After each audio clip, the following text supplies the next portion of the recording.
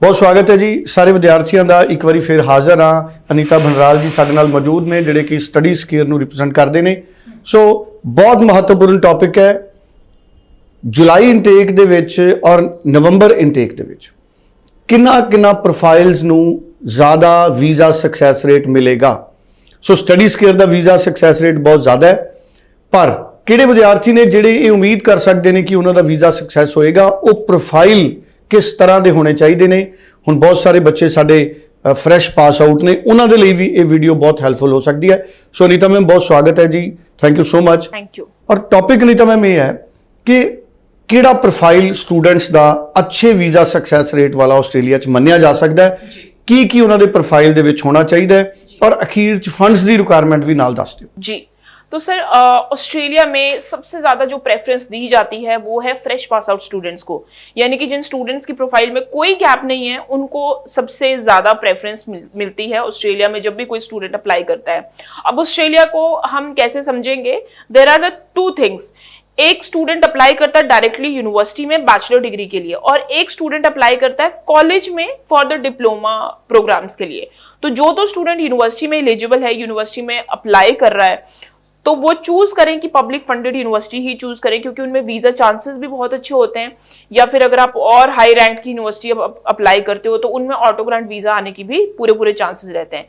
अब जो बच्चे कॉलेज में अप्लाई कर रहे हैं, किसी पर्टिकुलर कॉलेज में अप्लाई कर रहे हैं, वो ध्यान रखें कि आप उन कॉलेज में अप्लाई करें जहां पे आपकी जो यूनिवर्सिटी की जो एफिलिएशन है वो प्रॉपर कॉलेज के साथ हो। ये बहुत ज्यादा इंपॉर्टेंट चीजें हैं और ये बहुत आपको अप्लाई करने से पहले ही आपको ध्यान में रखनी है, because application will be your first point, आपका फर्स्ट स्टेप होगा टुवर्ड्स ऑस्ट्रेलिया कि आपने क्या चूज किया है, एंड उसी के ऊपर ही आपका पूरा करियर, आपका पूरी जर्नी और आपकी पीआर, सारा सब कुछ उसी पे ही डिपेंड है। तो it's very important to choose the wise course and the wise university.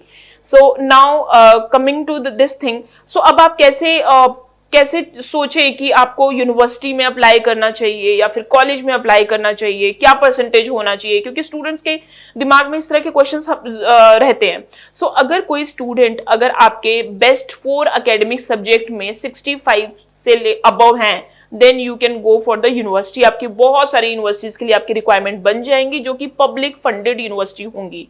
Now मैंने बहुत सारी वीडियोस में एक्सप्लेन किया है कि what is the best work, what is the best academic subject. Best academic subjects वो होते हैं जो कि अगर स्टूडेंट है जो एकेडमिक सब्जेक्ट होते हैं, यानी कि कॉमर्स वाले के लिए एकेडमिक सब्जेक्ट्स हैं English, economics, statistics and accounting. ठीक है, तो इस तरह की ये बेस्ट एकेडमिक सब्जेक्ट है। नॉन मेडिकल के लिए इंग्लिश, फिजिक्स, केमिस्ट्री, मैथमेटिक्स, और मेडिकल के लिए इंग्लिश, फिजिक्स, केमिस्ट्री, बायोलॉजी। और आर्ट्स वाले स्टूडेंट के लिए बेस्ट एकेडमिक सब्जेक्ट वो सारे सब्जेक्ट्स होंगे जो कि लैंग्वेज सब्जेक्ट नहीं है। सिर्फ एक इंग्लिश होगा जो लैंग्वेज सब्जेक्ट में आएगा, बाकी के जितने भी कोई भी आपके हिंदी, इलेक्टिव हिंदी, संस्कृत, पंजाबी, ये कोई भी आपका फिजिकल एजुकेशन, ये कोई आपके एकेडमिक सब्जेक्ट नहीं होंगे। इसके अलावा अगर कोई भी सब्जेक्ट है आपके पास, जैसे कि मैथमेटिक्स भी होता है कई स्टूडेंट्स के पास, इकोनॉमिक्स भी होता है कईयों के पास, ज्योग्राफी होता है, हिस्ट्री होता है, सोशियोलॉजी होता है, पॉलिटिकल साइंस होता है, ये सारे के सारे एकेडमिक सब्जेक्ट में आते हैं। और ये जो एकेडमिक सब्जेक्ट होने चाहिए एटलीस्ट आपके पास 4 होने चाहिए,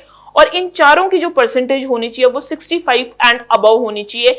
अगर ऐसा है तो yes, you can apply for the university. आप डायरेक्ट बैचलर्स में अप्लाई कर सकते हो, there is no hurdle at all.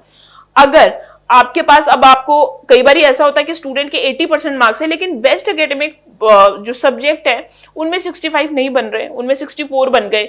और ऑस्ट्रेलिया एक ऐसी कंट्री है कि अगर आप 1% पे भी अगर आप नीचे डाउन फॉल, मतलब इस तरह से रह रहा है आपका कि कम है आपकी जो परसेंटेज, तो यूनिवर्सिटी नहीं आपके एप्लीकेशन को एक्सेप्ट करेंगे। They will give you the option कि you can apply in the college.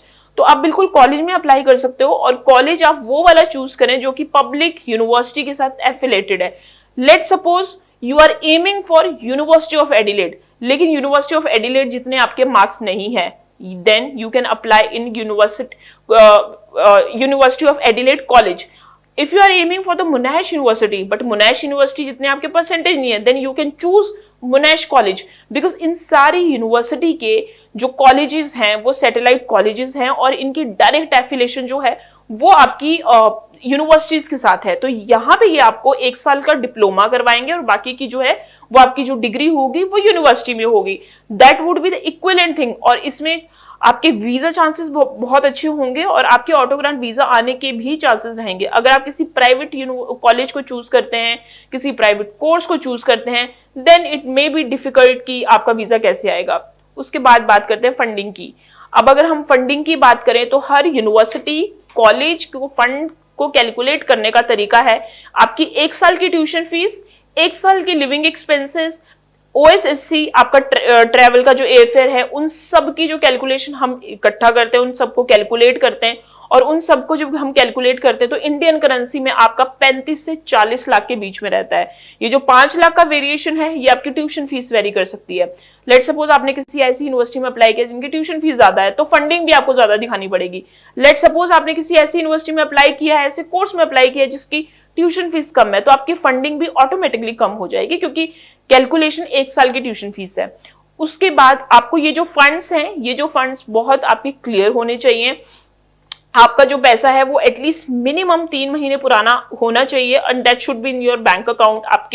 अगर आपके पास पूरा इकट्ठा पैसा नहीं है तो हर यूनिवर्सिटी कहती है कि आप 2 से 3 से 4 स्पॉन्सर्स को ऐड कर सकते हैं।